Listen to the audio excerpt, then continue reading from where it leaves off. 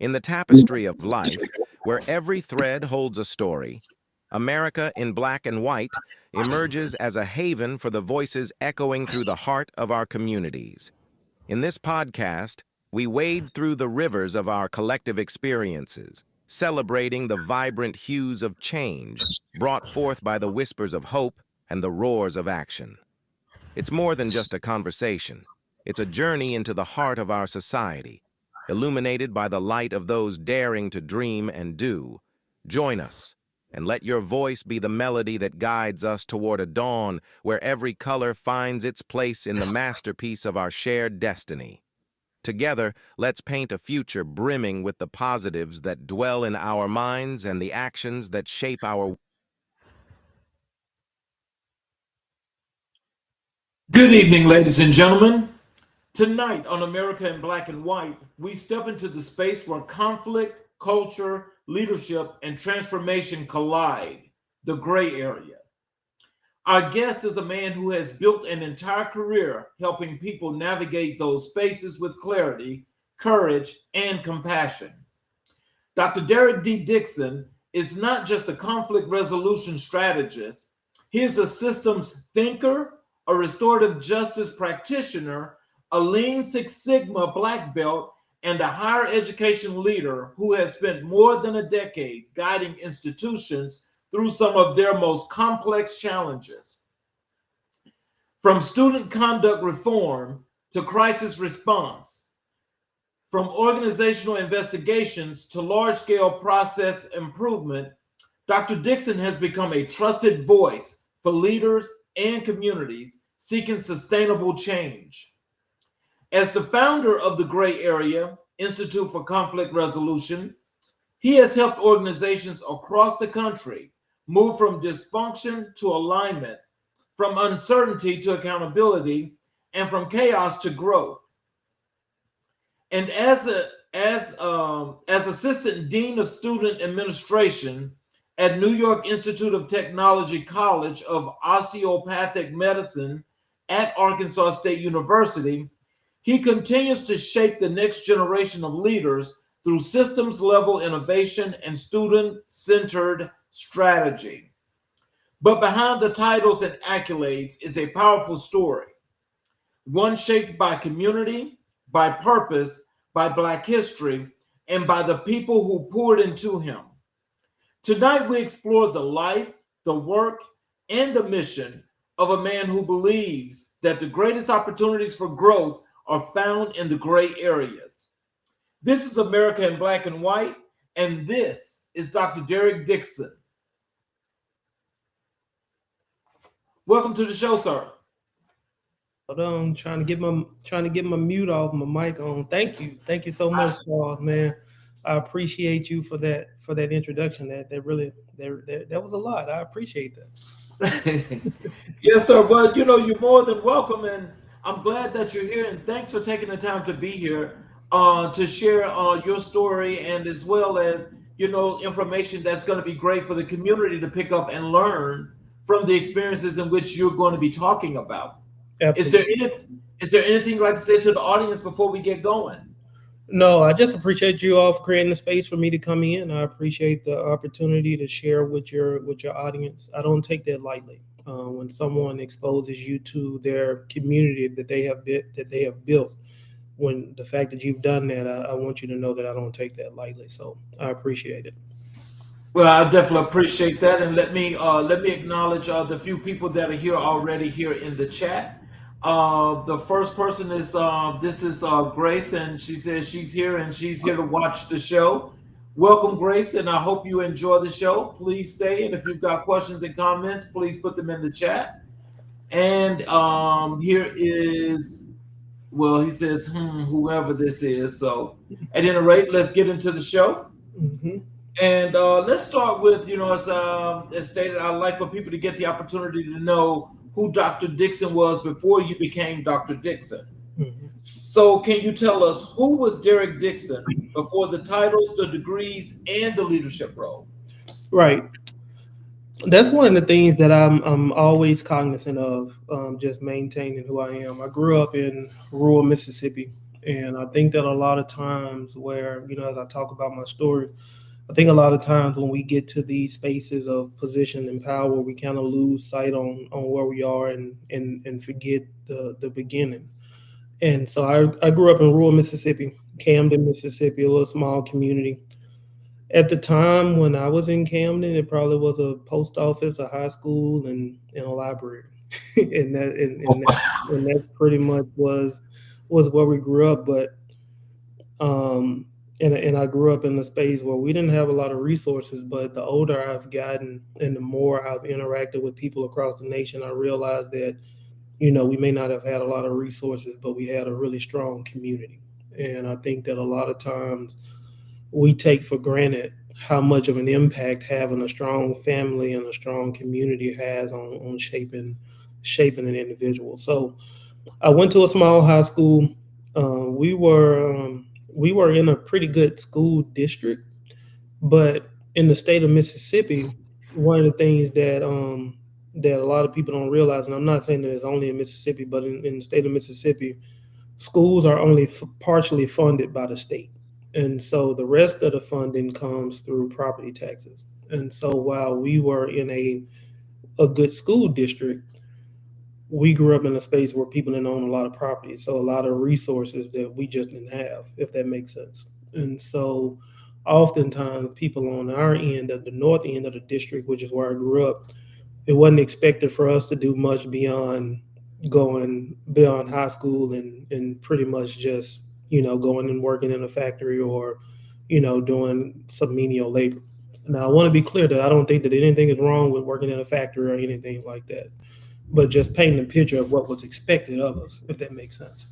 And so I chose to go to college. I went to Mississippi State University, and I got on campus, and I took for granted how much of a shock that was going to be for me, because coming from a community similar to where I came from and then going into that space, I kind of got lost in the community, wasn't going to class, wasn't doing the things that I needed to do in order to be a good student. And I ended that first semester, I think I had like a 0.66 GPA. Like that was the end of my first semester. And I was like, Charles, I said, I didn't even know you could get a zero. Like, I didn't even know, like, because when I graduated in the top of my class. I'm like top 10, top whatever. And then I see that. But that was one of the most transformative moments for me, because it was my first real kind of punch in the face with failure. And the dean at the time, or my academic advisor, he told me, he said, the only way I'm going to give you the ability to come back is if you start building relationships with student affairs, student administration. And so they had all these requirements that I had to do. So along the way, I had to work a desk job at housing. I had to meet with academic advisors every week to make sure that I was progressing in the way that I needed to progress. I had to attend events, and I had to do all those things. And in that moment, even though I didn't see working in a higher education as my career, it was molding me. And by the time I got ready to graduate, I realized that that's what I wanted to do. I wanted to grow and shape and help students to become, whatever they wanted to be. And so I left there. I moved to Jonesboro, Arkansas, and I started working on my master's, which is currently where I'm located now. But I started working on my master's. I started working on my doctorate, and then I was working at Arkansas State in student conduct. And right around the time when I was kind of in the middle of my doctoral coursework, I got a call from a colleague that said that the University of Mississippi was preparing to build a new office on their campus, the Office of Student Conduct, but they wanted it to be rooted in conflict resolution and restorative justice. And so that kind of was my introduction to the philosophy, and I got invited to be one of the staff members that created that. And it was really exciting, because it's not often that you can have the ability to say that you created a department on a flagship institution. So I went there. I was at Ole Miss for about 7 years, and then I had started consulting around that time, kind of building restorative justice processes across the nation, building conflict resolution systems across the nation. And then I got a call from the University of Oklahoma, and they said, hey, we are hoping to revamp our department and build it similar to, like, do a revamp, not necessarily build it from scratch. So I went out there. I was at OU for about 2 years. It was right in the middle of COVID. Nobody knew COVID was about to happen when I took the job.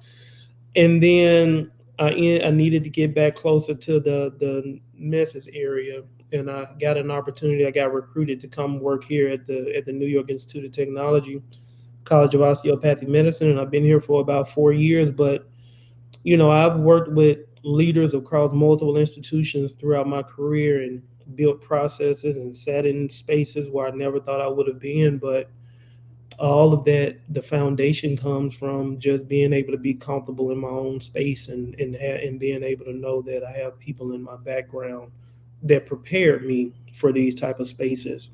Individuals that never stepped foot on a college campus, people that they don't have these high esteemed titles, just community that allowed me to grow and develop into the person that I am today. So, what early experiences shaped your understanding of conflict and community? Mm-hmm. It's interesting, man, because I think that just the interactions that I had with just my family and with the community, because we were so tight knit, if that makes sense. Like, when we grew up together, we knew everybody in the high school. It wasn't 300 people in a class. It was 300 people in the whole entire school. And so my graduating class, we probably had like 70 people. And so the community has just always been one of those things where you just kind of know we're all coming from the same space and we have to take care of each other. And the same thing with my family. I was processing through that conflict question earlier. Well, I don't even know why I was just randomly thinking about it. But it's interesting that a lot of my interest in conflict, and it sounds weird, but watching sitcoms growing up, like, just when you think about Family Matters or Fresh Prince or a lot of those shows that were focused and centered around family, but the primary focus is every episode there's a conflict that needs to be resolved before the show goes off. And so just it always was just something that was intriguing to me, even as I was younger, to say, how are they going to resolve this, whatever, no matter how crazy it may be during that period of time. And then I also had situations where I would notice that my peers would always come to me and they would say, hey, we need help processing through this, or can you help me resolve the issue? And when I got to college and I got into grad school and started doing the student conduct work, all of those different type of things just started to make sense because the work came natural to me. And when I was doing just traditional student conduct, I always wondered, like, yeah, we have adjudicated the policy, but did we resolve the conflict that was underlying that the student had? And that didn't come full circle to me until I got to Ole Miss, where we had this group of young ladies that no matter where they saw each other, it was an issue. Whether it was an argument, whether it was a fist fight, it didn't matter. It was about 8 of them. And I remember we had removed them from the residence halls. We had fined them. We had given them all of these different sanctions that come along with the conduct process. But it wasn't until we did a conflict resolution gathering with them to where we really found the root of what they had going on, and we were able to resolve that. And we didn't have any other issues with those young women beyond that. And for me, that's when the click happened. And after that, I just kind of immersed myself into conflict resolution literature and theory and practice, and I've just been building on it throughout the time that I've been a professional. So, when did you first realize you had a gift for helping people navigate difficult situations? I don't know if I have a specific point, but I can remember as an undergraduate student, because you remember I talked about how I had my struggles. By junior year, I had became an RA. And it seemed as though at that point in time, I would have students seek me out who wasn't even necessarily residents in the building that I lived in, because they were struggling or they had issues that were going on, and they would seek me out and look for guidance on how to resolve the issue. Again, at that point in time, I still wasn't sold in saying that I was going to work in higher education, But I realized that those were the seeds that were starting to be planted. And then by the time I did get into the scope of higher ed, so I don't know how familiar you are with higher education or student affairs. So there are so many different functional areas, whether it's admissions, whether it's financial aid, you have people that work in student housing, student conduct, all the different areas. And the place that just felt the most natural to me was student conduct. Wow. So, what role did your upbringing play in your approach to leadership? I didn't come from it, and we didn't do a lot of arguing in my house growing up. Like there were times where you knew you had to be held accountable and you got held accountable, but my mom was never the person that just yelled at you just to yell at you. And me and my siblings, we didn't really do a lot of back and forth fighting. So I already had a kind of a foundation of being able to be comfortable going and sitting down and having conversations, hard conversations when I needed to. And so it's just the culture that was created by my mom. Like I can't even think of a time where my mom just went overboard at, I mean, she held us accountable. It wasn't a situation where you can go do what you wanted to do, if that makes sense. But she knew how to do it in a way in which she could allow you to still be a kid, but then also know that there's things that you have to do in order to be better. And so that was one of those things that I just kind of always took kind of this even keel perspective, like the way that I'm engaging now. I don't go too much higher or too much lower than where I'm at now, even when we're in a crisis situation. And I think just my demeanor and personality has served me well in working in this type of space, because a lot of times people struggle with conflict because they don't know how to manage the emotion that floods you once you get into that space of entering a conflict. And if you don't know how to um, keep yourself into your rational space and away from the emotional space, then you're gonna struggle managing conflict. But I've learned how to keep myself in that space. So as you mentioned that, can you tell us what are some of the things that you learned? Well, there's two things. It's a two-pronged question. Hmm. What did you learn? How did you learn to actually work with the conflict resolution? And why is it that conflict resolution is the thing that you always felt like it was a solvable thing that you wanted to do? I don't know. I think it just happened. I think it was just me being in a space where, when I worked as an RA, one of the things that they teach you when you're an RA is how to manage crisis. Because you got to go in and be able to de-escalate and resolve issues, even as a student. And so I just always had, I don't know, I just always had a space where I didn't mind doing that. I know my peers would get very uncomfortable having to go in and have conversations with students and be able to say, look, we got to do better, or you all can't do that. I didn't have that, just that natural ability to not allow myself to be overtaken by the emotion of the situation. I feel like it just came naturally. I don't know if there was just one moment where it was like, this is what you have to do, or this is what you need to do in order to get to that point. I think it just kind of, I think it's just my, I think it's just my space, if that makes sense. Okay. How did your identity as a black man influence your path into conflict resolution?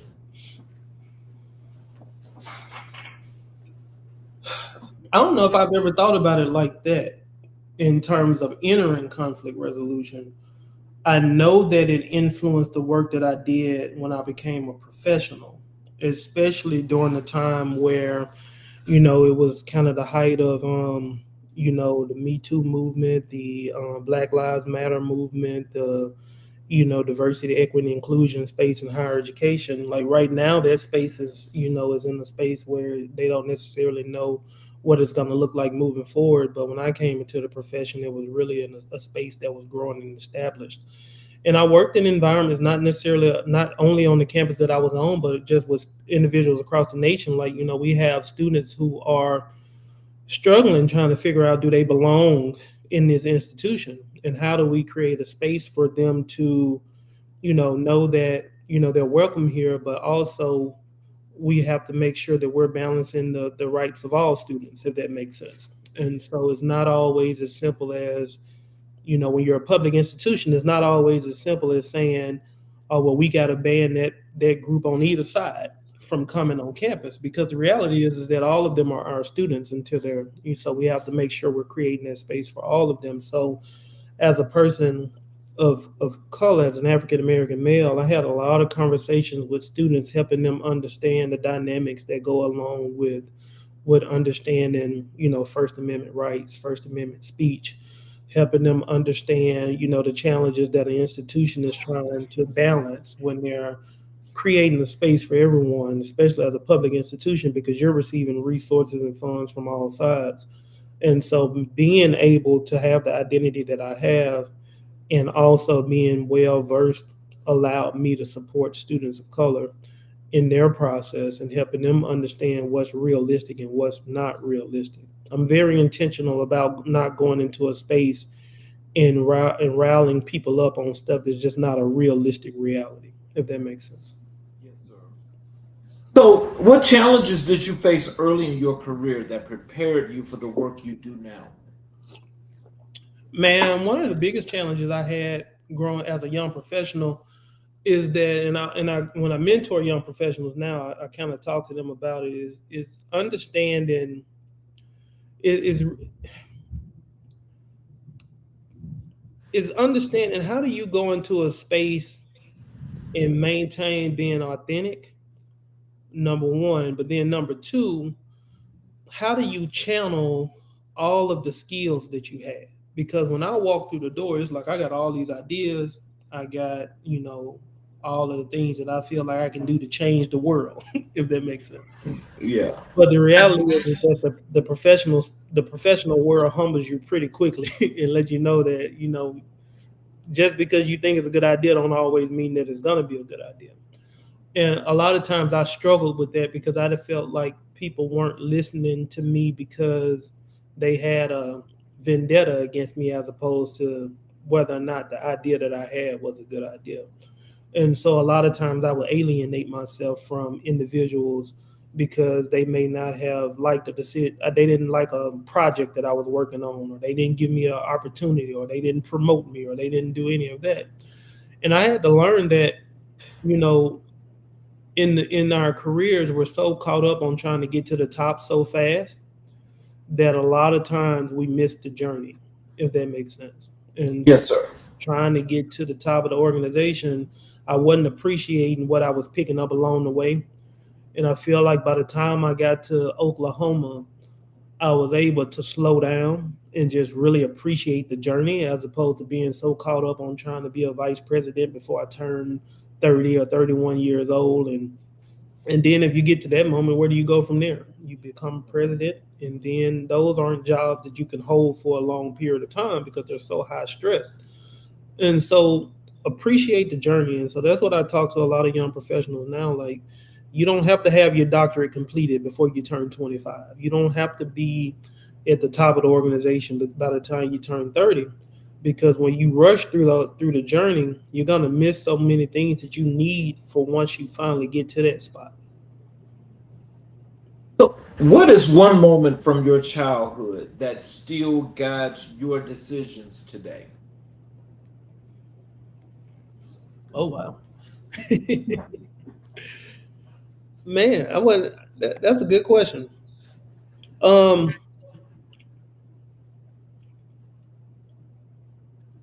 I'm a processor, Charles, so it may take me a second to process. I think one of the biggest moments that guided me from childhood was just even as a younger person or child, I noticed how people observe you, right? Or how they perceive you, I guess perceive. I remember I was going to a store and I was I don't know what happened, but I had something in my eye. And I walked into the store and I was about to get something off the shelf. I picked it up and I put it back because something was in my eye. So I walked into the bathroom to figure out what was going on with my eye. And then I came back out and I picked back up what it was that I was about to buy. And then I walked up to the counter, and one of the people behind the counter walked up and they was like, hey, you need to watch him and check him because I think he just went in that bathroom and put something in his pocket. I think that he's stealing. And so even as a kid, I was like that thought never even crossed my mind, if that makes sense. Like going in trying to take something. Like I said, we didn't come from a lot of resources, but stealing was something that never even was a thought for me. And I remember processing through that throughout that day, and I was thinking to myself, like, you always have to be aware of how people perceive you because that person, I'm like 9, 10 years old, but that person perceived me as a thief, and I had no intentions of doing that, if that makes sense. And so that self-awareness and that perception and how I present myself is still something that I always think about when I'm entering a space. What I think is troubling about that is that, it happens to all of us a Mhm. lot. But can you tell us, in that situation from then up to now, what does that do for your awareness? What does that do for your psyche, when you're just out in the general public? I mean, are you thinking in a sense that people are just watching you? What does that do? I don't think it's always in the forefront, but I think it's one of those subconscious messages, if that makes sense. Like now, like even thinking through this now, that's probably the reason why I remember I was at Walmart one day. I was with my youngest brother, and and the woman behind the counter said, "Do you need a receipt?" And he said no, and I said no. You always need a receipt because that's the way that you get out the door, if that makes sense. And so it's just things like that where it's like, or if I'll go to a store, I'm not gonna get too close to the door if I have something in my hand. Like if I pick up something, I'll make sure that I'm well within the store. So it's Right. obvious that I'm not trying to go out. So I don't necessarily think of it. I don't think it's something that I carry in the forefront of my mind, but I think that it is something that probably subconsciously that I think about because when you ask me the question, out of all of the moments that I could think about that shaped my childhood, that was the one that kind of came to my perspective, like to the front of my thought process. Well, there's a comment here from Dr. Carswell. I'll put it on the screen. He says, Amen. Hashtag emotional intelligence. Hashtag self identity. Hashtag confidence. Absolutely, absolutely. But because, I'll tell you this as I move on. But, whenever I go anywhere, my awareness is to do one thing. It matters not the situation. When I pay for what I pay for, I always get my receipt because my receipt is my timestamp. And so it takes me everywhere I go that, I have them in my car. Don't stop me and ask me nothing stupid because if you do, then now I'm gonna have to take you to the next level because I need you to tell me what is going on here. So I have the whole timeline. Right, right, absolutely. And as a black man, when you walk out that door, you better have a receipt. Yeah. Yes, sir. Who were the people who believed in you before you believed in yourself? Man, I was having this conversation with one of my high school coaches today. He was telling me that when I played basketball for him, he said he thought I was going to go into coaching, but he knew it was going to be something that involved leading people because by nature, and I'm just now getting comfortable in this space where I'm at now, where I spent a very large portion of my life just trying to blend into the background, if that makes sense. Not necessarily not trying to get things done or not trying to be successful or anything like that, but I just wanted to blend in, do what I needed to do, and just kind of, what the old saying, you go, you do your job, and then you pack up your lunch pail and go home. And so that's kind of always the approach that I took. But I realized that it don't matter where I've been, whether it was a student, whether it was when I was working in as a professional, working at like fast food jobs, I always got tapped to be the person that lead whatever situation that we had going on. And so my coach, I was talking to him about it, and he said, that's just because when you walk into a space, people can see it. and you may not even realize it, but they see the presence and that you have the skills and the demeanor to lead them through spaces that they don't necessarily know that they can make it through. And so he was one of the first people that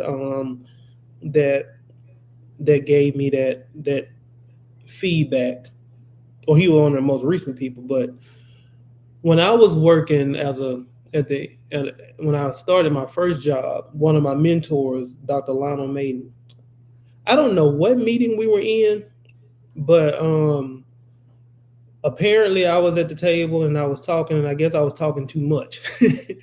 And he pulled me to the side after the meeting and he said, "I'm gonna tell you something, Doc." He said, "You didn't do anything wrong in this meeting, but I can tell you was trying to overcompensate." And he said, "A mentor once told me when a lion walks into a room, he don't have to roar for people to know that he's a lion." And he was telling me that, you can hold that space and you don't have to feel like you can overcompensate it, because people already know you have what's needed to have in order for you to be successful. There's a couple of comments here that I'm need to just put real quick from Dr. Carswell again. Just to follow up to the last question, he says exactly we meant Mr. Dixon. He says absolutely, but it's crazy. We have to prove ourselves. And then he says, great conversation. Thanks for sharing your knowledge, Mr. Dixon. Mm-hmm. Thank you so much, Dr. Carswell. What does purpose mean to you at this stage of your life? For me, it's like, I went through that journey of trying to navigate through professional identity in terms of just trying to make it in advance through the organization so fast that was what I was primarily focused on. And I felt like when I was in that space of my life, I just kind of had these blinders on, that the only thing that I cared about was how do I get to the next step. Now, some of that wasn't necessarily just selfishness. I had reason in my personal life that I needed to advance so I could get access to more resources.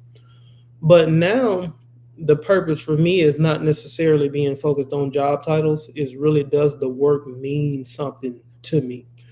And when I was at the University of Oklahoma, I was in the position that I had been working on for my entire career, and I was enjoying the work. But while I was there, I got recruited to do a consultation with NYT, where I work now. That was my initial interaction with NYT. And they had a situation that they needed someone to do some conflict resolution work. And I had a mutual connection with one of the staff members, and they reached out to me. And when I saw the mission of the institution, so, in this space, I'm me, so I'm not an agent of the institution, but I think that it's important for me to just kind of highlight the work that we do, because it's relevant to the question that you have.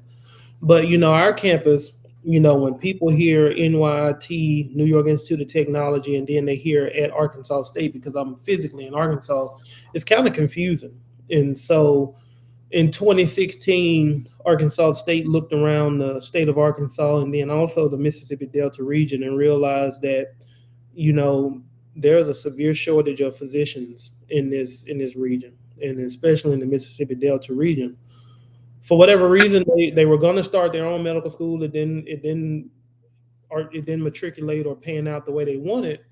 And so they saw that they could partner with a medical school. And so that's how the partnership started. So it's a partnership. And our mission is to train, recruit, and place physicians within the Mississippi Delta region. And so when we talk about the Delta, we're referring to Tennessee, Mississippi, Arkansas, Louisiana, Kentucky, Illinois, like all of those states that cluster in the southern region, Midwest to southern region of the country. And because the healthcare is really bad and really struggling. And we know that if we are able to pull individuals from those communities, train them, they're more likely to go back into those spaces in practice as opposed to pulling someone from another institution. And so the purpose for me comes from that, because I grew up in the community similar to what it is that we're hoping to serve. I grew up in rural Mississippi, share with people all the time. I broke my hand. I broke my wrist when I was about 7 years old, and we had to drive over an hour just to get a basic cast. And I think about that now as an adult. Yeah, that was a lot of pain for me. But think about someone that's having a medical emergency or a heart or cardiac emergency. That's a lifetime. And so, my purpose now is, how do I find myself in spaces that make communities similar to where I grew up better, whether it's through healthcare, whether it's through education, whether it's through, just mentoring individuals that come from those communities and giving them spaces to be successful. So, how do you stay grounded while doing emotionally heavy work? I try to put myself in a space where, one of my mentors taught me when I was younger, like you have to figure out what your outlets are in terms of what do you need to do to not internalize the work that you're doing. And it takes a while, especially with the work that I've been doing for the last, 12, 13 years. That's like, it's heavy. A lot of heavy outcomes. And I'm just very intentional about making sure that I'm able to separate myself from work. I'm not a person that engulf my whole identity in my work, if that makes sense. So when I leave for the day, yes, I'm available if there's an emergency, but my whole life don't revolve around the work that I do. And by having that separation and just maintaining the things that are important to me and just not constantly be in work mode 24 hours a day, it allows me to kind of separate and keep myself grounded. Let's move over and talk a little bit about your professional path in higher education leadership. hmm What drew you to higher education as a career field? It was that journey that I was making when I was an undergrad student, trying to get my own personal self back on track. Like, I didn't even know that working in higher education. I mean, I guess logically, somebody they're doing the job, but I didn't. Sometimes, when you're growing up and somebody say, "What do you want to be as a professional?" You'll name the jobs like a doctor or a lawyer or a police officer. Like, I've never heard anybody say higher education professional, if that makes sense. But it was the journey that I went on of those with those professionals that shaped me and helped me get back on track after I had my hardship, and that's what really drew the interest in me. To that prior question, the question here in the chat, comment says, I put it on the screen, says stress management. My opinion, you have to strategically take time out for yourself. Absolutely, Dr. Carswell, because the reality is that if you think the time is just gonna create itself, is not. And so you have to specifically insert that time and make sure that you are taking care of yourself, because if you're not taking care of yourself, you can't be the best version of yourself for others. So, how did your early roles prepare you for becoming assistant dean? With the student conduct work, I don't think a lot of people realize, like, so many people stray away from that area in higher education because it's a hard area. It's one of those areas where you have to hold people accountable and you have to be able to have those hard conversations. And because they stray away from it for more like the fun spaces where it's like, student life, fraternity and sorority life, things of that nature, where those spaces are fun and they're going to give you skills as well. But the hard conversations that I would have developing students now turn into the hard conversation that I have developing my staff, if that makes sense. Or being like, if there's something that we have to understand about policies and procedures as an institution, I learned how to navigate and develop policy through student conduct. Or if there's a situation where we have to end a partnership with someone, I kind of equate that to, you know, suspension or expulsion of a student, like being able to have those separation conversations. And so when you get to an executive leadership position in higher ed or in just traditional, like whatever field that you may think about, you are the person that's making decisions. You're the person that's having hard conversations. You're the one that's having to come to the table and make decisions that others may not be comfortable doing. And all of those are foundational skills that you pick up when you work within a student conduct functional area.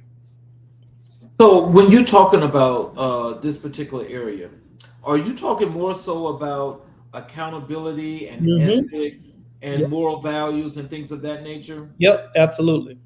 And so in that case, and with the policy that's being set, how do you actually implement that policy to where, you got young kids?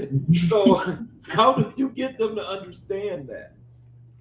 Because it's one of those spaces where when you are having genuine conversations with people, and when someone knows that Dr. Dixon is holding me accountable, but he's also building in additional layers to make sure that I'm not in this situation again. People they respond to that. They realize that I'm not just looking at them as, oh, you violated the policy, let me hit you with a hammer and then send you on about your way. Um, it's really that developmental space of, let's process through, how did you end up in that situation, or what can, like, let's say I had a student when I was working with an institution who he kept breaking into the apartments in one of the apartments on campus. And when I sat down with him and I held him accountable for damaging property, breaking into an apartment, that's policy and procedure, that's student conduct. But I also went a step further and said, talk to me about what's going on. Why do you feel the need to do this? And in that moment, I realized that the student was homeless. And so in the process of learning that the student was homeless, I went a step further to figure out, how do we resolve that issue for the student? Because if we don't resolve that issue, then that student is going to still be in that same situation in the future. And so for that student, that's a different level of support. And so when they see me, like, yeah, I held you accountable and I got to pay for this damage to this property, but Dr. Dixon also see me as a person. He see me as a human, and he see that I'm here to help grow and support them beyond those decisions. So it's like, it's a quote that I use in my training that essentially say we have to be able to separate the deed from the doer, because if we just hold them to their deed, we essentially lose their intrinsic worth to the community. But we can hold you accountable for the deed and then also make sure that you're reintegrated back into the community so that you can still be productive as a member of the community. Wow. So, like, for those students that haven't interacted with you, and for those out in our audience that are listening today, can you tell them, when such policies, like when you put these in place, can you tell them what can they expect when they have to, let's say, come to your office or come to an office of as such administrator, that there's a process that's going on? What can they expect and how should that work? That process should be very transparent. Every college and university has student handbooks, or they have some kind of way in which they articulate what their code of conduct would be. And it's presented to students, whether it's doing orientation or it's given to them via email or somewhere in which they can have that information readily available. So anytime you are a student on a university campus, you should always be able to know and access the grievance procedures, what it looks like if I have a policy violation, and things of that nature. If you are in a situation where you are documented as potentially violating one of those policies, you should receive what you are being accused of in writing, and you should have the opportunity to be heard. It should never be a situation where somebody just walk into your space and say, somebody told us that you damaged property, you need to pack up your stuff and leave. Like, there should always be a process and a code that goes along with that. And the vast majority of institutions that I've worked with across the nation, they understand that, and they do a really good job of making sure that that process and those procedures are followed. So if you're ever in a situation where that's something that you run into, they're supposed to be guiding you through that process, because even though I'm the person that's managing the meetings and the accountability, it's also my job to make sure that you are well versed in what the potential outcomes are and that you're well versed in what you're looking at. I got two comments here. One is, this is good. Wish more professionals were on here. And also, Dr. Dixon, good leadership. I'm doing a presentation on developing faculty members with AI to enhance student success. Mm-hmm. What does leadership look like in a modern higher education environment? I think that in this environment, you got to be able to resolve issues. You got to be able to resolve conflict. I think some of the days, like I would say maybe a decade or two ago, a lot of people were coming into this space because it was fun. You do a lot of activities with students. You work with student housing. You do the programming, the concerts, and things of that nature. But our students are coming into these spaces with challenges that are a lot more complex than we've ever seen in the history of higher education. And so a lot of them are coming in with trauma from their childhood. They're coming in with, they may not have a lot of resources. So a lot of time they may not know where their next meal is going to come from. They may not have somewhere to stay.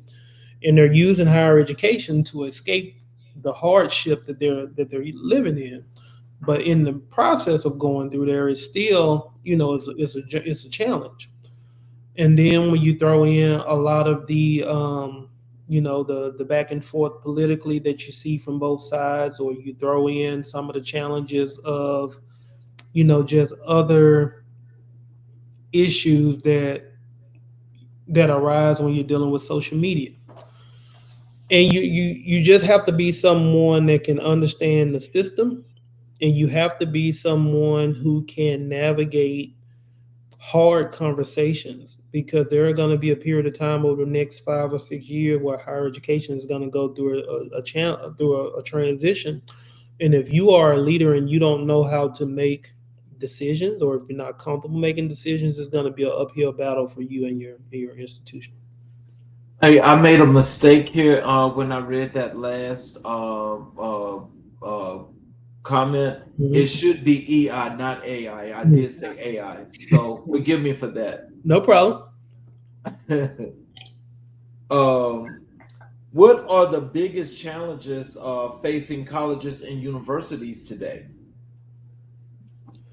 I think the biggest challenge that we're seeing at the 4-year level is the pushback that we're seeing from families and from the job market, of saying individuals aren't prepared for the workforce.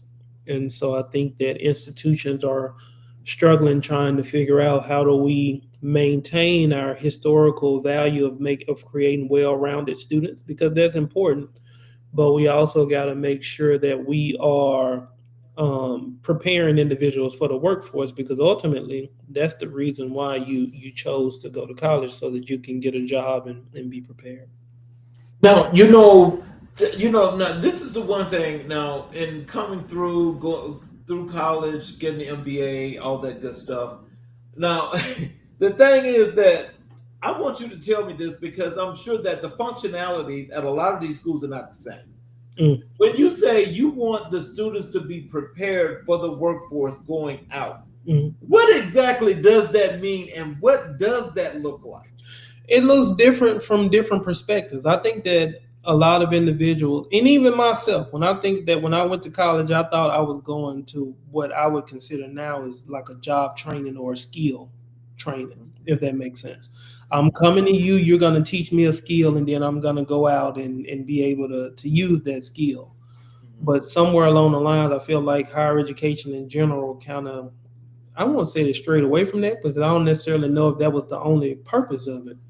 But a lot of times you'll have those degrees that'll give you a lot of foundation or knowledge about an area, or it'll have a lot of overview of what the field includes, but it don't necessarily give you a tangible skill when you walk out the door. And so you have a lot of job or industries that are saying, listen, these people, when they walk out the door, they don't necessarily have a skill, or they don't have the training. And now institutions are looking around, like trying to figure out, how do we make sure that we are having individuals that are prepared to enter the workforce and be able to go out and have the skills that they need in order for them to be successful. Now you know this much better than I do, and so like in getting entrenched in this is. Let me just tell you what I was thinking and kind of like what I see, and you tell me, and maybe you can shape this for me. Okay. Is that I know that when you're going into colleges and universities, you go in there, and the transition from high school to that next level is to teach you the concepts and the fundamentals of what it is for a profession. Yes. So when you go out, you have to be able to use those concepts. So what you're learning is totally different than high school. So now you're on the grown person level. Mm-hmm. So now when you're trying to go out and you're supposed to have particular skills, okay, you're supposed to have particular concepts that are in place to enhance what you have gotten, while you were there. And now that when we look at what's happening in the workforce, it seems like the workforce is not being enriched enough with these college degrees. So can you tell me, does that mean that, like some schools, and when I say some schools, I want you to, let me separate this first. No shade intended. Like not everybody wants to go to Harvard where you're going to graduate. You're going to get a degree regardless of the case. Nobody fails. Now I'm talking about the real schools, okay? The real schools where you go into these schools and you're actually learning these processes, okay? We got to turn that up. What are we missing? I think that one of the things that we're missing is that we need to have a clear definition of what we consider college and what we consider like a trade school. I think that we have that, but I don't think that individuals on the outside really understand what that means, if that makes sense. And so there are a lot of degrees in higher education that are designed only to help you further your education into a graduate level, if that makes sense. And so it's not designed for you to have a skill when you leave there like a trade, if that makes sense. But yeah, like when I'm advising students on college, and it may not be what everybody's approach is, but I always encourage students that if it doesn't look like a trade, I probably would not major in it, if that makes sense. So when I say that, I think about going into trade school in general, whether it's being an electrician or a plumber or whatever those skills are. But then at the 4-year level, the way that I internalize it looking like a trade, I'm thinking about medicine. Like you can take that and go build a practice, or an attorney. You can take that and build a practice, an accountant. You can, or an engineer. Like those majors where I can take that as Derrick Dixon and go out and say I can make money based off of this. It's a high level trade, but essentially it's a trade. Right. But when you're in those majors that is like pre whatever the professional school is, you know that the only thing that you're getting out of that degree is that you need to, like if it's pre-law, you got to go to law school. You see what I'm saying? Yeah. I think that there are a lot of degrees similar to that, and that's absolutely no shade to any of those degrees because they have a purpose. Right. But I think that the general public look at college very different than what those degrees are designed for. And then when someone go and they get one of those degrees and they want to go out and find a job, it's hard to find that market for it because it's not designed for that, if that makes sense. Okay. Now this is an interesting comment here from Dr. Carswell. It says students coming in unprepared, approximately 50% come in with no plan. We have to start at the beginning of high school level, 9th grade. That's totally unprepared. Or sooner. Yeah. Because we went to this model in the 90s and the early 2000s that everybody has to go to college. Right. And then we flooded the college market. And I believe that everybody should have the ability to go to college. They should have the right to go to college, but I don't think that college is for everybody. But we went to this model where I remember years like if you couldn't even get a job at a fast food place without seeing that it was a college degree as a minimum requirement. And so we've kind of flooded the college scene with this. And with that approach, we didn't pay attention to those students in high school who knew that they didn't necessarily want to go to college, but we shamed them in a lot of ways of saying, if you don't go to college, you're less than. I went to high school with two guys. I know one of them was in my class and one of them was the year after me. The time that I met those two guys, they knew without a shadow of a doubt that they were going to be truck drivers. They were going to be in the transportation industry because that's what their family had done. Like, they didn't go fill out no college applications. They didn't go on college visits. They didn't do any of that. Like some students, when the school would come on campus to college, you would just go just to get out of class because you didn't want to be. No, they didn't even do that. They knew, I want to go into transportation.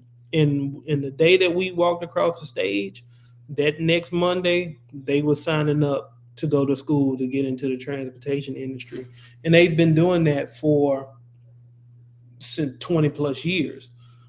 And I can remember how, individuals would tell them, well, you should consider college. You need to try to go get a college degree, but they knew what it was that they wanted to do, and it didn't involve going 4 years to get a college degree. They went and they learned a trade, and now they not only are they driving, but they own their own trucks. And so they are functioning exceptionally well. I say all that to say that we went through that period of time where everybody was told that you absolutely have to go to college and that's the only way. And now we're flooded with college graduates, and there's not a lot of jobs for them to navigate. Put this comment here on the screen. Love trade schools. Many students are made for college, and they're not made for college. Mm-hmm. Yeah, and that's perfectly fine. Because I do understand that part, but just what I'm thinking about, as I was saying earlier, just about the conceptual part of that, mm-hmm. is that when you're going and you're paying $30,000 a year, mm-hmm. for education. Now, if you got into that school, then that means that they vetted everything in order to let you in. If you get into that school and all of a sudden now you're like this far behind, but they let you in, mm-hmm. is there like this 50-50 thing where we need to meet in the middle so we can bring you up and get you to where you need to be, but it may take you an additional 2-3 years to get there? Or is it like we just get you here and then we get you up and we push you out? Not always. Sometimes there's a really big, when college was extended to the masses and they started recruiting a lot of people, they realized that they had to start creating these kind of developmental courses. So there's times where a student may come into college that wasn't prepared, and their whole first year is all developmental courses. And so, okay.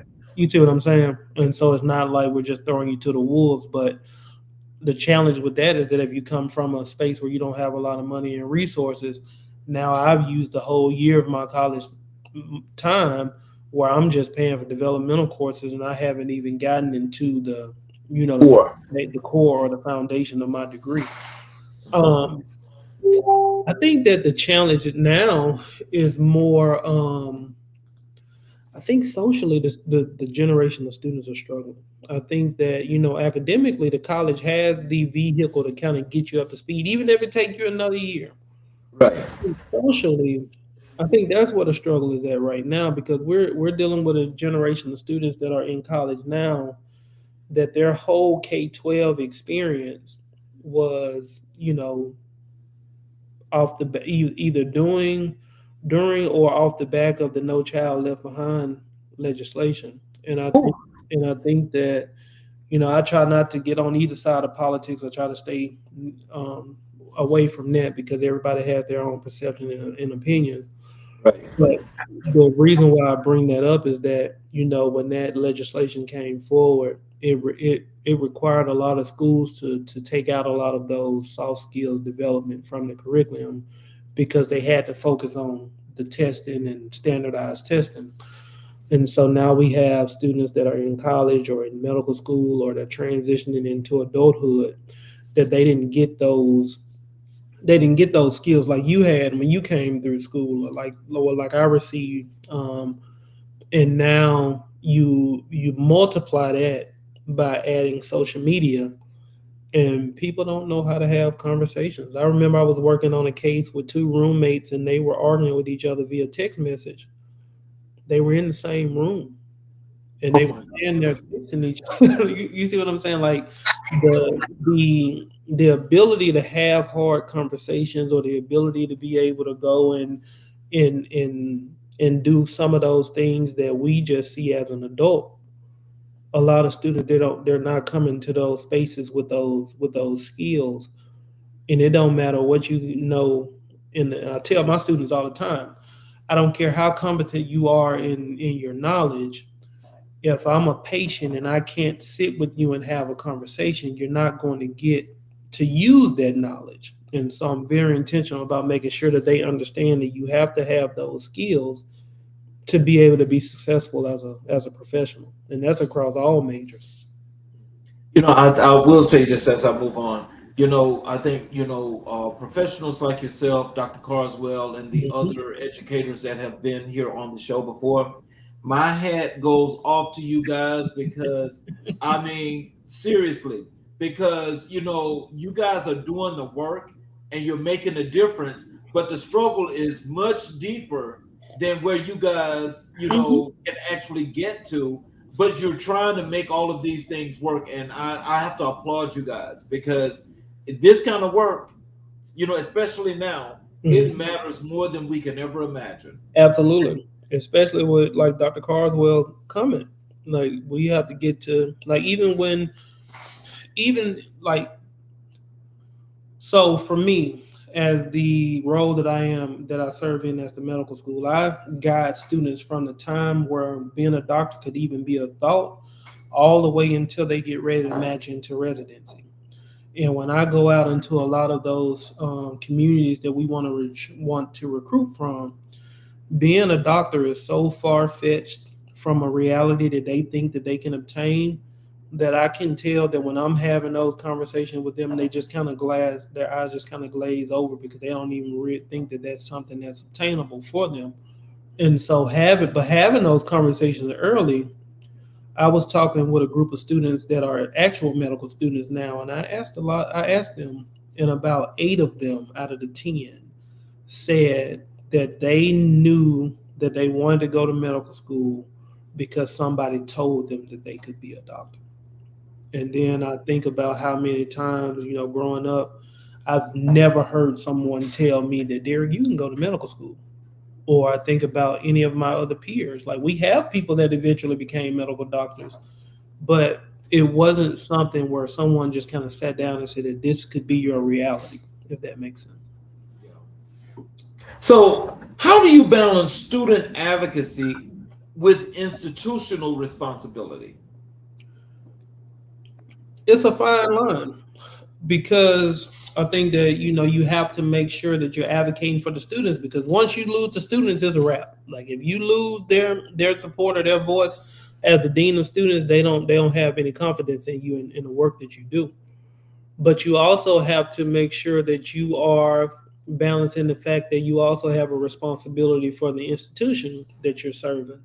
And so for me, it's I have a level of vulnerability in being genuine that I try to stick to. And when I'm sitting and I'm talking with leadership, I'm giving them the information as genuine and as detailed as I possibly can, because when I do that, they know that I'm not trying to get them to make a decision based on an agenda, if that makes sense. And then when I'm sitting with a student and they say, "Hey, I'm struggling with this from leadership," I always tell them, "Listen, I can't promise you an outcome, but I can promise you that when I go to the table, that this will be addressed and it'll be processed."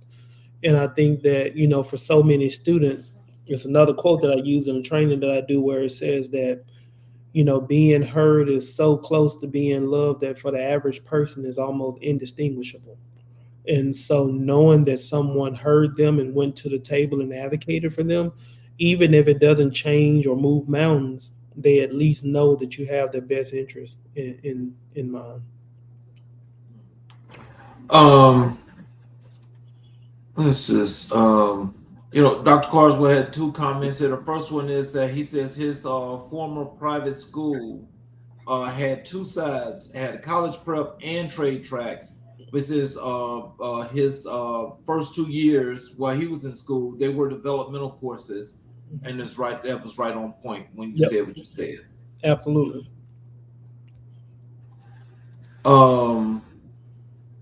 So let's transition over to the gray area, because I think the gray area, this is where I think a lot of people really need to understand the work that you actually put in order to make this a real thing. Mm-hmm. And so this, I know, probably took you like maybe 10 years to get this going. Oh, yeah. And it's still in development. So tell us, what inspired you to create the gray area? The gray area is really just it's really just another way of saying conflict. Because I think about the show that like even America in black and white, right? Ideally, that's how you want things to function. You want it to be black and white, right? You want to be able to know that before I make this decision, I need this to be clear, and I need for it to be, in a way in which I can make an informed decision. However, and the reality is that a lot of times the spaces that we manage, whether it's in our personal life, whether it's in work, whether it's in whatever that may be, is very gray.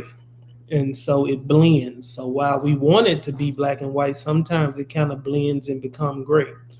And so what I'm worked through is to figure out how do we get into that gray area and make it black and white. So if you have a process within your organization that isn't working, I can sit down and help you manipulate that process and clean it up so that it doesn't have that grayness. It's the black and white that it needs to be. If you are navigating a personal conflict within your work culture, or if you are navigating that with peers, I sit with you and help you figure out how do we get you out of that gray area. And so really the gray area is just mostly, it's just another way for me to say conflict, because conflict is very gray. And that's what makes it uncomfortable for people, because they want it to just be this black and white. If I do this, this is the outcome. And a lot of people don't like working in that gray area, because it requires you to be able to make a decision in a space where you don't necessarily know what the outcome is going to be. So what does the gray area symbolize in your work? Mm-hmm. It's a compass. And so if you look at my logo at the top of it, there's a compass. And so I'm guiding individuals of how do you navigate through the challenge that you have. And essentially it's the conflict. And I think that we have a very narrow definition when we think about conflict. So a lot of times we'll think it's just back and forth between two people, if that makes sense. When I say conflict, they think I'm just talking about an argument between two individuals. But the reality is that a conflict, it extends well beyond that. Yes, it could be an argument between you and someone else. But also, if I'm an institution and I have a policy that is in contradiction to my mission, that's also a conflict. Or if I am trying to figure out how to build a process or an organization and I don't know where to start, that's a conflict. If I'm in a situation where, I'm having a situation where I'm trying to figure out how to recenter and fix my own personal life and need coaching, that's a conflict. So anytime you're in that space where it's like, I don't necessarily know what we need to do, you're in the gray area, right? And so we're trying to figure out how do I resolve this. So conflict is not always just this, I got to arguing with my brother and now we're upset with each other. So how do organizations typically misunderstand conflict? A lot of times organizations misunderstand conflict because they are full of individuals who don't want to navigate conflict, if that makes sense. I think that the when you think about conflict in general, it's almost always regarded in a negative stance. Like that's if you say, give me your perception about conflict, 9 times out of 10, the feedback that you get from the group is going to come through a negative connotation, right? And so I spend a lot of times with organizations helping them to reframe what it actually means. And one of the biggest areas of reframing is that I help individuals understand is that a conflict is an indicator that something isn't working and it's time to fix it and move forward. And so with organizations, because they are a lot of time they're conflict averse, they don't want to acknowledge the conflict. They just want it to just kind of go under the radar because it's going to require them to actually sit down and do some self-reflection. And so my job is to pick up the mirror and say, hey, just because you avoid something doesn't mean that it's going to go away. Most times it's just going to compound. And because you have people that run the organization who aren't comfortable with conflict in their own personal space, that just kind of manifests within the organization in which they work. Wow. So let me put these two comments on the screen. Dr. Carswell says again, great leadership, Dr. Dixon. Appreciate you, Doc. And congratulations, sir. You got patience and determination for 10 years.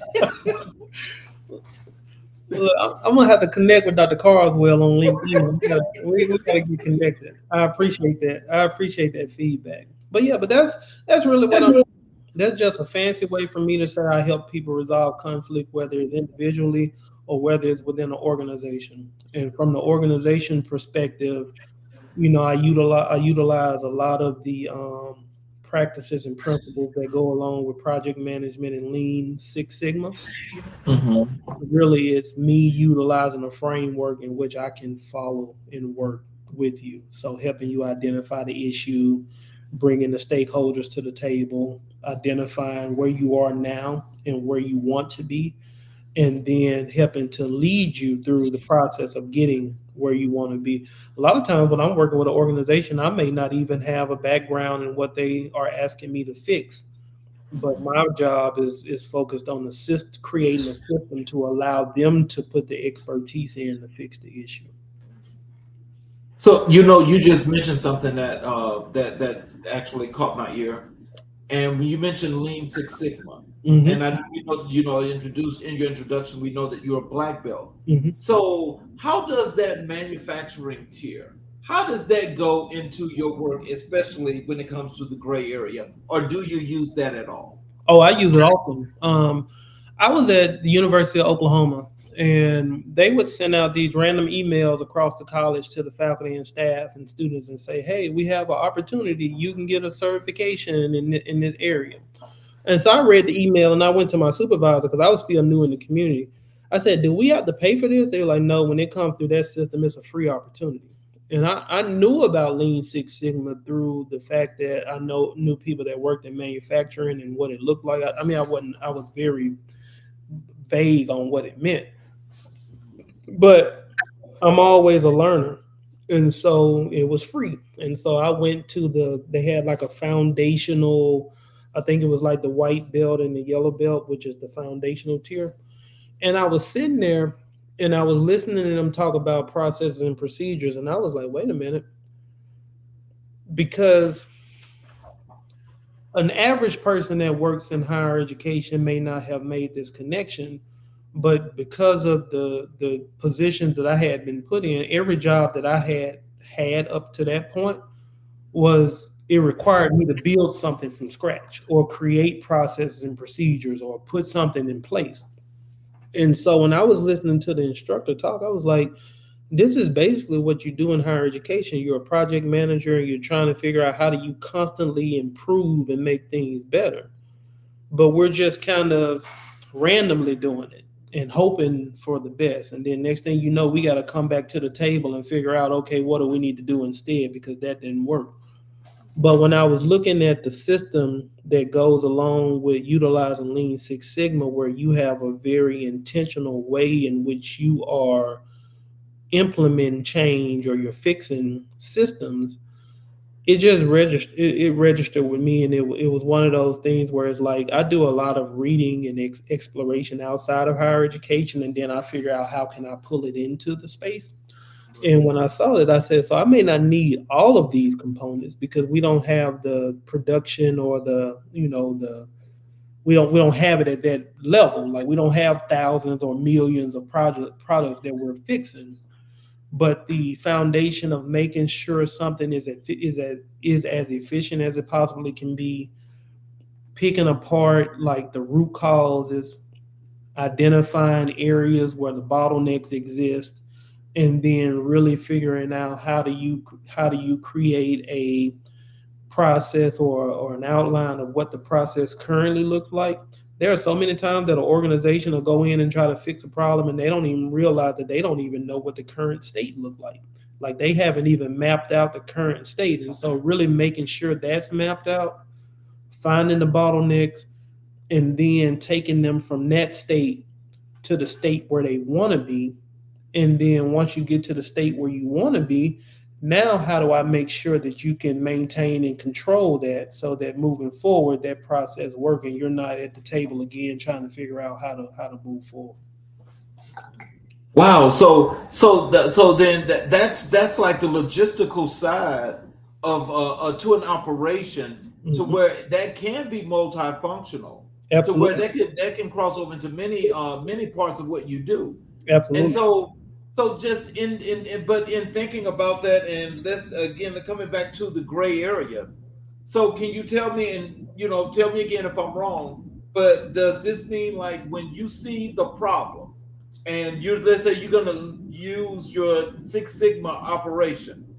So when you see that problem, do you break that down and you process it all the way across to that final solution?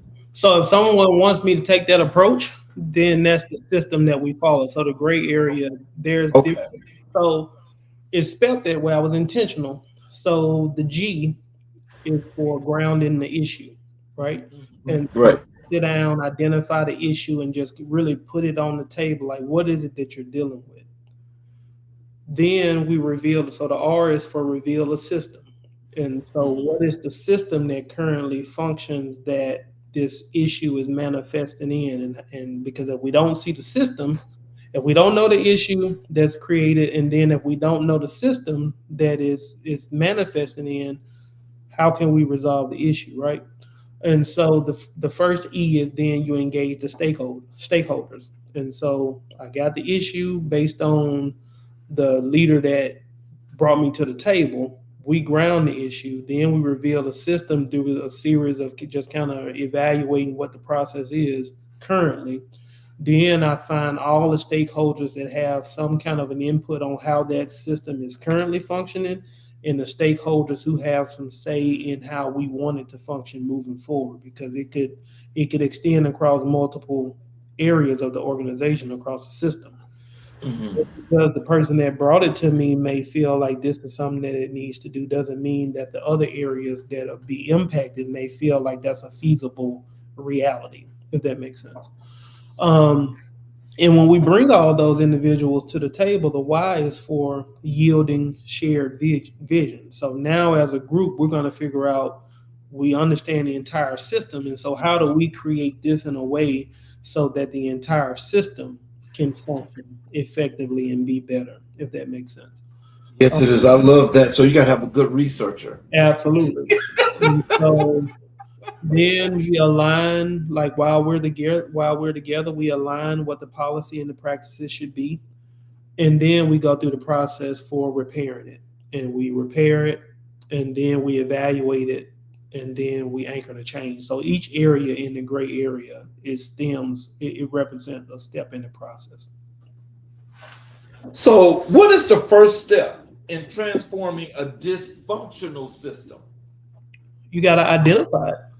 You got to identify the issue, because if you don't identify the issue at the root, Like a lot of times you can spend so much time trying to fix something, but if you don't identify the root cause, you're wasting a lot of time. And you may not be able to identify the root cause at the very beginning because you got to go through a series of trying to figure out, how is the system functioning and flowing. But if you don't at some point in time know what the root cause is, you're going to just be spinning your wheels.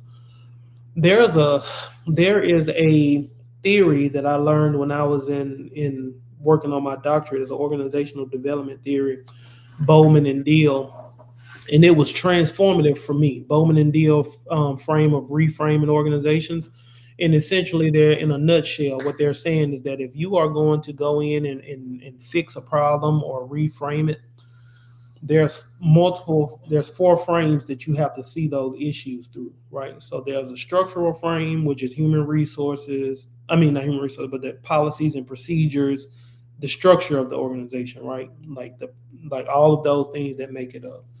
The human resources frame focuses on the human capital or the human resources that are in the organization.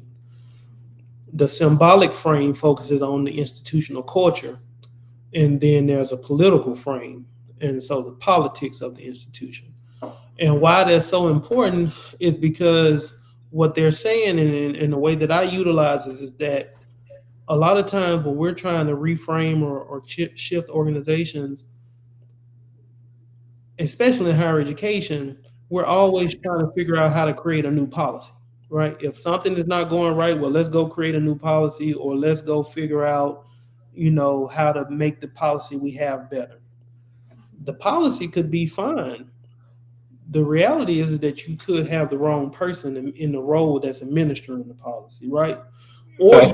Or you could have a situation where culturally that's just not going to work for this institution. And so, but if you don't see it through those multiple frames, you spend so much time trying to create a new policy when it could be culture and politics, or it could be the person, or it could be a situation where the framework helped me to shift my perspective to only seeing things in one way. So when I'm working with someone to try to identify the root cause or ground the issue, I'm looking through those multiple lenses to make sure we're working through the right context. I'm sorry, but I just want to I want to ask you one more question about that, because when I hear that now, what that sounded like to me is doing a great benchmark. Mm-hmm. Because if you do a great benchmark, the benchmark helps you to actually elevate that situation, because you've got three lenses or three comparables that you can look at. Absolutely, you're right on target. And you don't want to get all the way to the end of just randomly throwing, like, it was explained to me like this. When I explained it to people like this, the way I designed this system is that in traditional higher education, when you're trying to fix something, it's like someone turned the lights off and start throwing darts at a dartboard. And then when you turn the light on, you hope that you hit the mark. But what this is designed to do is to be able to, one, leave the light on, but take the dart and walk it up to the board and put it exactly where you want it to go, if that makes sense. And then if you put it exactly where you want it to go, you don't have to worry about, did I miss the mark or did I miss the bullseye? How do you help leaders navigate uncertainty?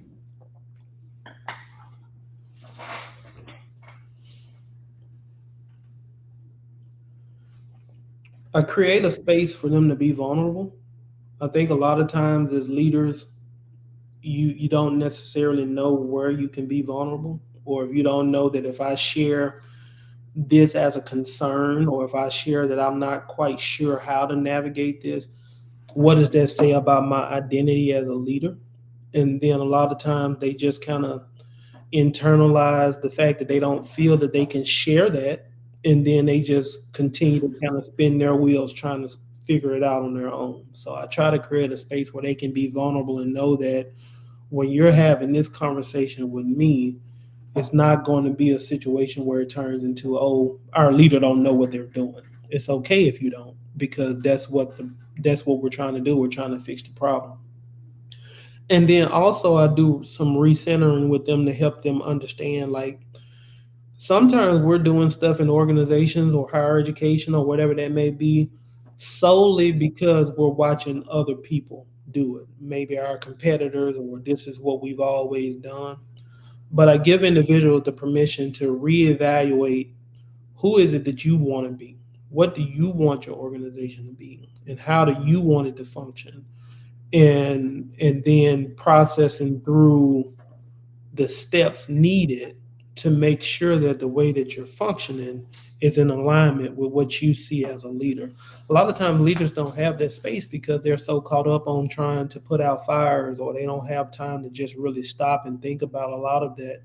And it's not because they don't have the language or the ability to come up with it. They just never been asked those questions or given that space to be vulnerable. So, what roles does restorative justice play in organizational change? Absolutely. So I think that this is one of the things that really separate me in the work that I do, because I explain it in this manner.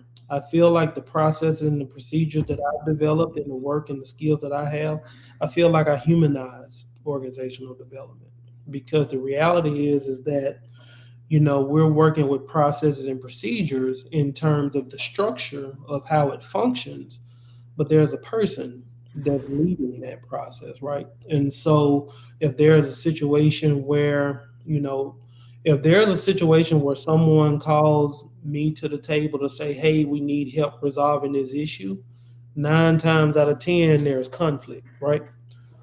And it could be conflict with the system, or it could be conflict with leaders. So it could be one manager that has an issue with the other, or it could be people that are upset with the leaders that are overseeing the organization. And, I can come in and fix the process. I can fix, the structure and all of that that's needed in order for the process to flow. But if I don't go back and look at the human pieces and say, okay, these individuals had conflict, I got to figure out how to resolve that so that we can reintegrate their relationships, so that moving forward, not only do you have a new system that is functioning in the way that you want it to function, but now the relationships that were damaged in the old process has been restored. And now those individuals are back to a cohesive unit. And so restorative justice helps me in that process, because it allows me to help individuals understand the impact that were caused in this old process. Mhm. The impact that was caused between the falling out or the dynamic between the leaders, and then also figuring out how do you resolve that and make that space whole as a community, and not just focused on redoing a process or a procedure. How do we make sure that the relationships within that organization has been restored as well? So, how do you blend Lean Six Sigma with the conflict resolution part? Very similar to what I outlined.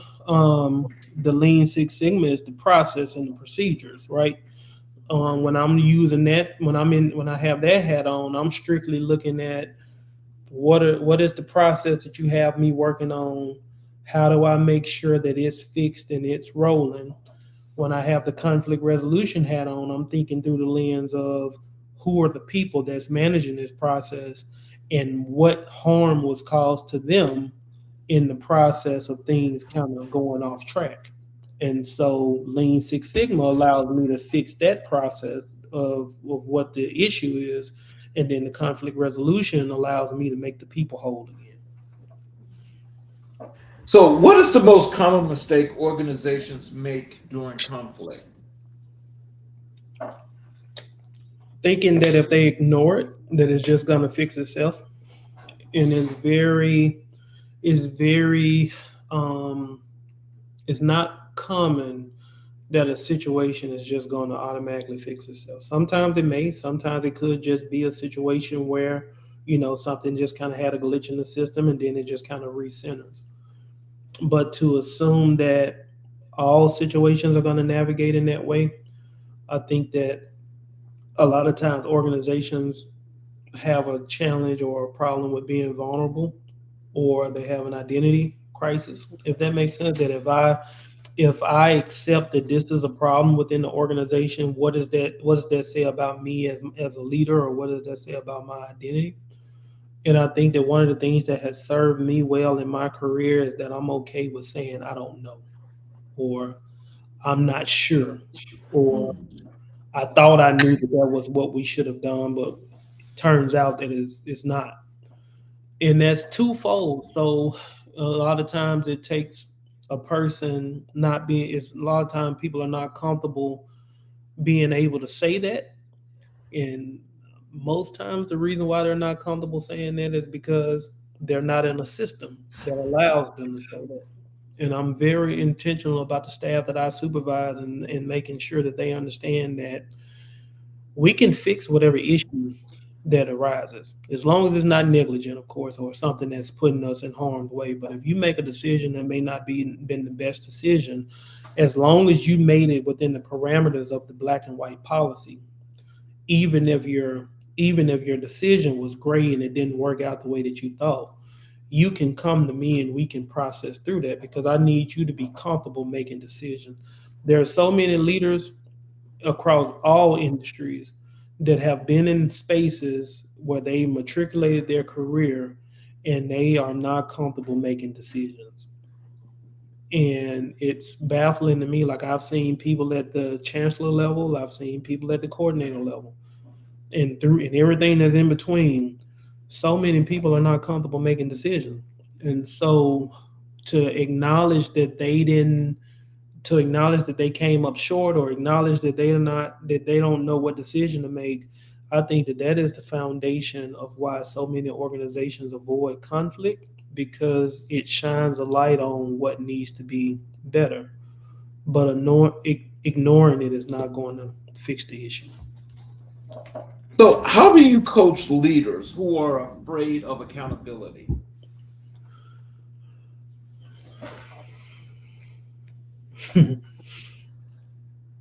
I know you face that a lot. I do, and I think that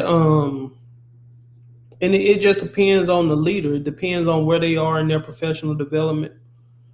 If you are in a space where you are just someone who don't want to accept that you came up short, that's a little bit harder to coach. Because you got to be willing to know that even if you didn't have the intentions of having a negative impact, you still could have negatively impacted someone, if that makes sense. And so Yes. a lot of times it's like, well, I didn't intend to do that, so they just got to get over it. Well, no, Oop. you may not have woke up that morning and said, I'm gonna go cause harm to Charles with this decision, but that decision could have indirectly caused harm to you. And when you come to me and say, hey, this is what happened to me, I have to help leaders understand that I need you to listen to what they're saying. If you're someone who is more inclined to listen, that's a little bit easier support. It's just helping you understand how to, take that information, take that feedback, and not over internalize it. Because a lot of times it can be a situation where you take that feedback and it just beats you up so much that you're afraid to make decisions moving forward, or you're afraid to do whatever you need to, because you're worried about, oh, I don't want to get feedback like that again. So it just depends. I don't know if I have a good answer for that question, because there's a lot of just trial and error of trying to figure out how do I make it click for that person, as opposed to being able to kind of give more of a broad response. Final question for you. What transformation story from your consulting work stands out the most? I was working with an organization, and they had it was a higher education organization, and they were having issues with their Title IX process. So for people that don't know, Title IX is the law slash mandate that institutions have to follow when it pertains to relationship and dating violence and sexual assault and things of that nature. And so institutions have mandates that they have to follow throughout, as that's given by the federal government, saying that you have to follow these mandates. And if your processes and procedures don't fall within these mandates, then you can be fined. And so at the time when I was working with that organization, it was a little bit more of a strict mandate in place as opposed to what's in place now. But it was taking them hundreds of days to resolve a complaint. And they weren't just sitting there negligent or ignoring it. It's just because their process was so slow and they had so many bottlenecks. Like the Title IX coordinator, whenever she met with, before she met with a student, she always had to meet with general counsel first. Meaning, and then sometimes it would take her a week to get on general counsel's calendar, right? And so now that adds a week to the time. And so I sat down with them and we processed through their system. And by the time we had removed the bottlenecks and the time that we had put in better practices and procedures through root cause analysis and controlling the work that we were doing, we got their process down to like 45 days. The mandate at the time was 90. We got it down to half. They were over like 120, 130 days on average. And that may not sound a lot to some individuals, but for a higher education institution and trying to make sure that they are within the parameters of Title IX, that's a lot. And I was very proud of that because it was one of the first areas where, going back to what we were talking about earlier, people didn't understand how the Lean Six Sigma could work with a higher education process. And so being able to sit down and pull out the pieces from Lean Six Sigma that was relevant to an administrative process and be able to walk that through from start to finish and then to see the outcome, yeah, it was very transformative for me because it was the first time that I was able to see like the theory that I had sitting in that training that this could be applicable actually does work.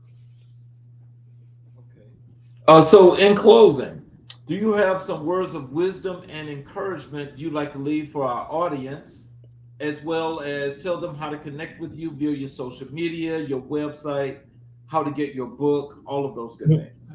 So I think that my closing statement is, or my closing guidance would just be, don't always view conflict as a threat, or don't always view it as something that you want to avoid at all costs. Because you will hear people say it all the time. I don't do conflict. I don't want to have to deal with it.